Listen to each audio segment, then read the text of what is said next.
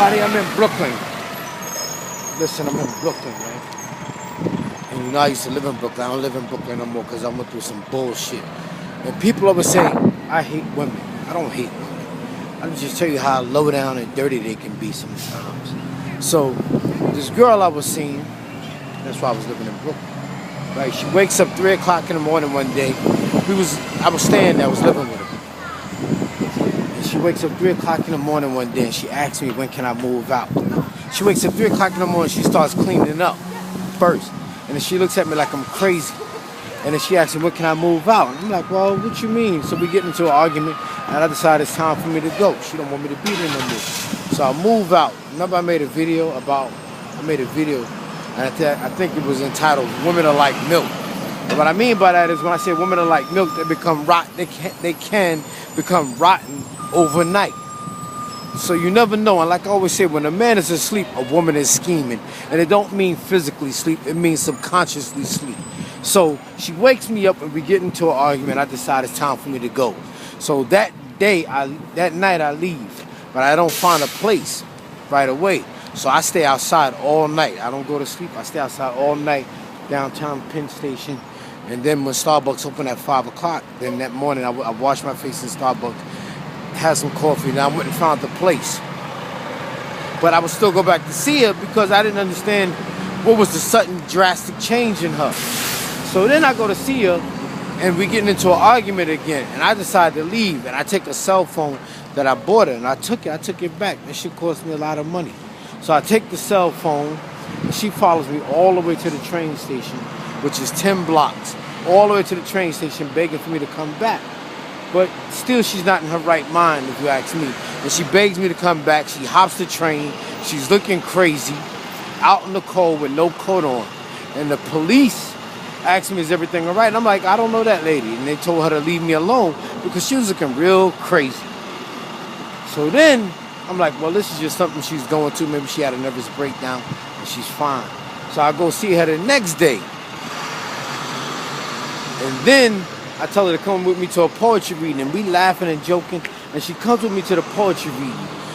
But before we get there, we ride on the train, and she just stops. Don't she do? She just stops talking. She stands up in the middle. She takes off her coat, her sweater, her jacket, her hat, and she throws it in the chair. And she throws her pocketbook in the chair, and she just stands in the middle of the subway car. And then she goes and stands over this man, and she starts grilling him in the face. She starts grilling him. And then she crouches down like she's about to do karate on the dude. And people are looking at me like, what the fuck is wrong with your girlfriend? I'm like, I don't know what the fuck is wrong with her. So I'm like shaking my head like, I ain't never seen no shit like this before either. So then when we get off the train, we got to catch a bus, and we got to catch the 85 bus. And being that we're in Queens, that's why I asked her to come with me, because she knows her way around Queens. So she's like, nah, you don't get the 85 bus. You could get on any bus. I'm like, you can't get on any bus. You gotta get the 85. And she was like, nah, you gotta get on this bus. I'm like, nah, fuck that. She was like, I'm leaving, bye. And she jets. And I don't see her again. I don't see her. What happened? Then I don't see her no more. And then, like hearing, I go back and forth. Yeah, that's what she did.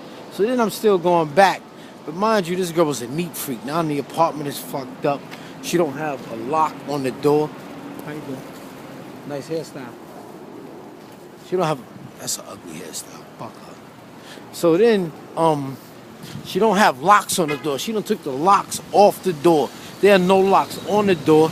I go there. She didn't take the Christmas tree down. The Christmas tree is still up. But to make it worse than that, she got another fucking Christmas tree. And the Christmas tree is on top of the bed. So she got 2 Christmas trees. There's shit all over the place. Garbage and shit. The place is like a fucking mess. And, I'm still trying to understand what's going on. So I admit her to the I call her sister, and the sister comes to get her, and the sister takes her to the hospital. And they can't tell me what her diagnosis is because they said it's patient confidentiality, so they can't tell me. Look at the B-boys back in the days. People used to dress like that. So they tell me, they can't tell me. So I'm like, what's going on? So then I get in touch with her family, and I put 2 and 2 together, and I realized this is something that this is something that she's done before. But the shit that bugs me out too is like we was living next door to this dude, big dude, and he always bringing bitches over and fucking them, and you can hear him and shit. But to make a long story short, I just go over there and guess where the fuck she at? In Big Dude's apartment, laughing and shit, laughing and joking. Her apartment is still fucked up with 2 Christmas trees, and they're over there laughing and shit like nothing ever happened. So she over there fucking this guy now. I told you, man, a woman is like a bottle of milk. They can become rotten overnight.